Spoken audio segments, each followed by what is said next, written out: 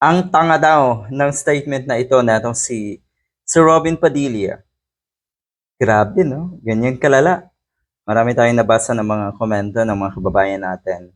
Yung utang na loob dito sa ating bansa, totoo yon. A debt of gratitude is a deeply respected cultural value dito sa atin.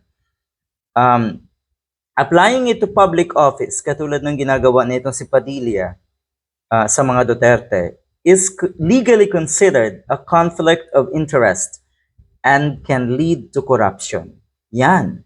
Yan ang masaklap na katotohanan. Yung utang na loob. Tinulungan si Padilla na pumasok sa politika at tatanawin niyang napakalaking utang na loob yun sa mga Duterte. Kaya kahit ano pang mali ng mga Duterte ang gawin, ay siguradong ipagtatanggol pa rin yan ni Mr. Padilla. Matindi. Ganyan na ganyan ang sistema nitong mga diehard.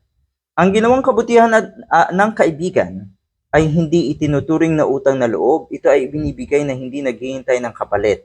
Basta gawin mo ang tama, ito ay mananatili mong gabay para sa tamang gawain din. Dahil may tumulong sa iyo, pwede ka rin gumawa ng tama at tumulong din sa iba.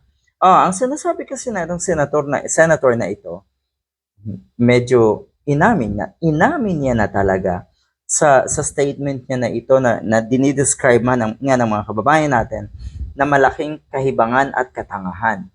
Sinasabi niya kasi, hindi daw siya bayad ng mga Duterte. Hindi po ako bayad. Ako po ay nagbabayad ng utang na loob sa isang kaibigan. Yun lang.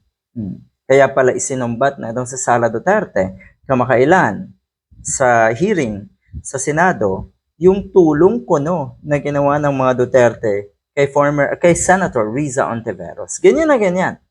Kailangang tumulong itong mga Duterte sa mga politiko na nasa paligid nila para manatiling loyal kahit na kademonyuhan, kawalang hiyaan, at kung ano-ano pang kabulastugan ang ginagawa sa ating bansa. Yan ang gusto ng mga yan. Mr. Padilla, ito pong comment nyo, ito pong statement nyo na ito ay nakakahiya.